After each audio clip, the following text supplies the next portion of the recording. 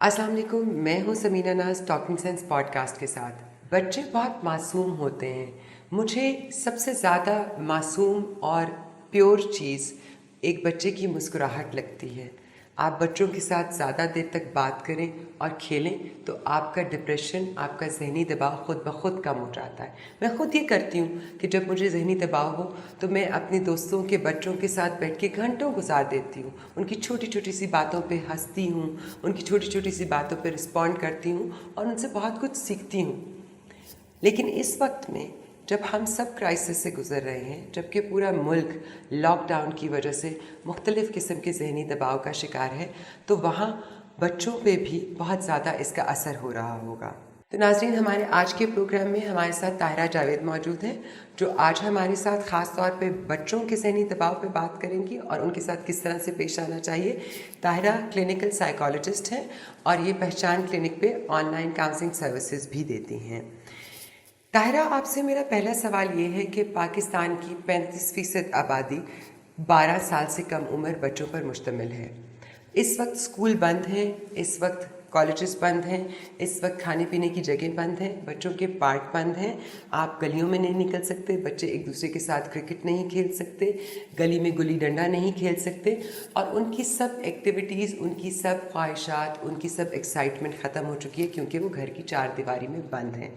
ऐसी सूरत हाल में बताइए कि बच्चों पर इसका क्या असर हो रहा है, बच्चों पर क्या सिम्टम्स हैं और वालिदैन को बच्चों के साथ किस तरह से पेश आना चाहिए ताकि बच्चे ज़हनी दबाव का शिकार ना हों।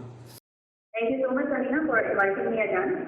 आज आपने जो बच्चों के ऊपर बात करने के लिए शो किया है, ये बहुत ही इम्पोर्टेंट टॉपिक है क्योंकि बहुत ज़्यादा इंफॉर्मेशन ऐसी है जो हमें मिल सकती है कि बड़ों को क्या करना चाहिए। उनके मसाइल के ऊपर बहुत ज़्यादा प्रोग्राम भी हो रहे हैं, मीडिया भी बात हो रही है, पर बच्चे बहुत निगलेक्ट हो रहे हैं इसके पूरे ड्यूरेशन।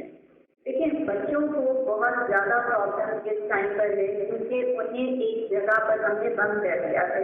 ना हम उन्हें एक्सप्लेन कर पा रहे हैं कि ये सिचुएशन क्या है, और अगर हम एक्सप्लेन कर रहे हैं तो हम उसको बच्चे अंडरस्टैंड नहीं कर पा रहे।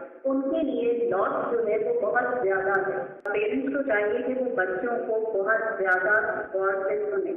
आजकल पेरेंट्स के पास बहुत टाइम अवेलेबल है, स्पेशली फादर्स अगर वो घर पर हैं या मदर जब पहले वर्किंग थी और आप घर पे हैं तो उनके पास टाइम है। वो बच्चों के साथ अगर क्वालिटी टाइम स्पेंड करेंगे तो उनको मौका मिलेगा कि वो बच्चों को सुन सके कि वो क्यों कर रहे हैं। देखिए, हर बिहेवियर के पीछे कोई ना कोई रीजन होता है। हम हमेशा ये नहीं कह सकते कि ये हैबिट है। अगर बड़े जो है वो एक प्रॉब्लम से गुजर रहे हैं तो बच्चे डबल गुजर रहे हैं क्योंकि वो बड़ों के इमोशंस को भी पिक कर रहे हैं और वो अपने इमोशंस को भी देख रहे हैं कि उन्होंने क्या लॉस फेस किया है। ताहिरा, मुझे ये बताइएगा कि बच्चों को अक्सर बच्चे जो हैं वो रोते हैं, चिड़चिड़े हो जाते हैं, अंगूठा चूसते हैं, नाखून खाते हैं और वालिदैन इस बात के ऊपर ध्यान नहीं देते कि ये वो समझते हैं कि ये आदतन ऐसा कर रहे हैं, शोर मचा रहे हैं, बदतमीज़ी कर रहे हैं, डांट करके चुप करके बिठा दिया। तो बताइए कि ये क्या सिम्टम्स हैं। अक्सर बच्चे जो है वो रात को सोते में पेशाब करना शुरू कर देते हैं, लेकिन वालिदैन उसको जो है वो उनकी आदत समझ के इग्नोर कर देते हैं। मुझे ये बताइएगा कि ये किस चीज़ के सिम्टम्स हैं और वालिदैन को किस तरह से ये अंदाज़ा लगाना है कि उनका बच्चा ये सब चीज़ें आदतन नहीं कर रहा बल्कि उसको कोई चीज़ तंग कर रही है, उसके दिमाग में कोई चीज़ चुभ रही है जो कि उसको ये सब हरकतें करने पे मजबूर कर रही है।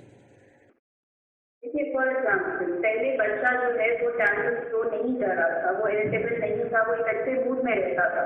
लेकिन अब अचानक जब से सिचुएशन चेंज हुई है तो वो टैंट्रम शो करने लग गया है। इसी तरह वो पहले आपके साथ बहुत ओबीडियंटली बिहेव कर रहा था, लेकिन वो अब आपकी हर बात को अपोज करना शुरू हो गया है। जैसे आपने मेंशन किया कि नेल बाइटिंग जो है वो पहले नहीं कर रहा था और अब इस सिचुएशन में करना शुरू हो गया है, या वो अकेले कमरे में जाने से डर रहा है या कुछ चीज़ों से डरने का इजहार कर रहा है तो कुछ सिम्टम है जो वो पहले नहीं कर रहा था। इसी तरह अगर वो सेल्फ हिटिंग या सेल्फ इंजूरियस बिहेवियर में जा रहा है, बहुत हाइपर हो रहा है, या वो जोर जोर से रो रहा है या चीख रहा है, या किसी चीज़ से बहुत ज़्यादा ऑब्सेस्ड हो गया है, उस चीज़ के पीछे पड़ गया है, तो आपको चाहिए कि थोड़ा सा विजिलेंट हो जाएं और उस बच्चे के साथ बैठ कर बात करें ताकि आपको अंदाज़ा हो कि वो ये सब बिहेवियर क्यों कर रहा है।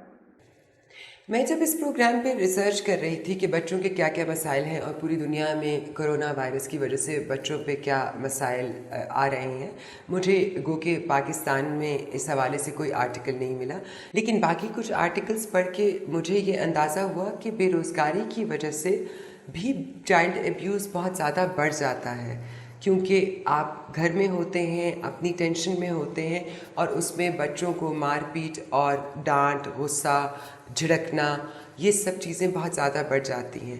आप मुझे ये बताइएगा कि बेरोज़गारी की वजह से बच्चों के ऊपर क्यों अब्यूज़ बढ़ता है और उसके लिए पेरेंट्स को या घर में जो भी गार्डियंस हैं या जो भी बच्चों की देखभाल कर रहे हैं, उनको किस तरह से समझ के इस अब्यूज़ को कम करना चाहिए और इसको कंट्रोल करना चाहिए। देखिए, आपने बिल्कुल ठीक कहा कि जहाँ पर अनएम्प्लॉयमेंट होती है वहाँ पर चाइल्ड एब्यूज के केसेस बढ़ जाते हैं। उसका एक बहुत बड़ा रीजन ये है कि हम बच्चों को हमेशा एक इजी टारगेट समझते हैं। हमें लगता है कि वो हम उन्हें बहुत अच्छा कंट्रोल कर सकते हैं और वो आगे से रिएक्ट नहीं करेंगे। सेकेंडली, हमारे माइंड में ये होता है कि बच्चे को क्या पता, वो अंडरस्टैंड नहीं करेगा, उसको कोई फर्क नहीं पड़ेगा, उसको इन चीज़ों से कोई वर्ड नहीं है। जबकि बच्चे हमारे माइक्रो एक्सप्रेशन तक को पिक करते हैं और ये बहुत छोटी एज से वो कर रहे होते हैं। उस वक्त जब हम अंदाजा भी नहीं लगा सकते, वो हमारे एक एक छोटे से छोटे जेस्चर को नोट करके हमारे मुंह का अंदाजा कर रहे होते हैं। तो अगर जैसे ही अनएम्प्लॉयमेंट ज़्यादा होती है, उसकी वजह से हम अपनी फ्रस्ट्रेशन बच्चों पर निकालने की कोशिश करते हैं, तो हम उनकी ब्रेन सेहत को, उनकी पर्सनालिटी और उनके कॉन्फिडेंस को बिल्कुल खत्म कर देते हैं। इस सूरत में पेरेंट्स को इस चीज़ को अंडरस्टैंड करना चाहिए कि जो कुछ भी आप फेस कर रहे हैं उसमें बच्चे का कसूर नहीं है। बच्चा वो है जिसने आपको सुकून देना था। एक और चीज़ जो बहुत इम्पोर्टेंट घर में रहते हुए की जा सकती है, वो अगेन ये है कि अगर फादर जो है वो एग्रेशन में है टाइम पर और वो बच्चे को मार रहे हैं, या अगर मदर है तो जो ऑपोजिट पेरेंट है वो दरमियान में अपना रोल प्ले करे और बहुत स्मूथली, बहुत स्विफ्टली बच्चों को वहाँ से हटा दें और उसके बाद ट्राई करें कि वो अपने स्पाउस को जो है वो सेटल डाउन कर सकें ताकि बच्चे उस चीज़ से बच सकें। थैंक यू तायरा, ये मेरे ख़्याल से पेरेंट्स के लिए इतनी अहम मालूमात हैं कि अगर वो ये छोटी छोटी चीज़ें भी देखना शुरू कर दें तो मेरे ख़्याल से वो अपने बच्चों की ज़हनी सेहत को बहुत बेहतर कर सकते हैं अपने ही तौर पे। तायरा, मेरा आपसे अगला सवाल ये है कि पाकिस्तान की तकरीबन 20 मिलियन से ज़्यादा आबादी ऑलरेडी ही ज़हनी अमराज का शिकार है, जिसमें ADHD, जिसमें ऑटिस्टिक बच्चे, जिसमें और बहुत सारे ज़हनी अमराज शामिल हैं जो कि ऑलरेडी ट्रीटमेंट पे हैं, उनके सेशंस हो रहे हैं, वो मेडिसिन्स ले रहे हैं। उन बच्चों को अपनी एक रूटीन की आदत होती है, वो लोगों से घबरा जाते हैं। उन बच्चों के साथ जो कि ऑलरेडी ज़हनी अमराज का शिकार हैं, किस तरह से पेश आना है इस कोरोना लॉकडाउन के दरमियान और उनके मसाइल को बेहतर तरीके से समझ के किस तरह से हल करना है।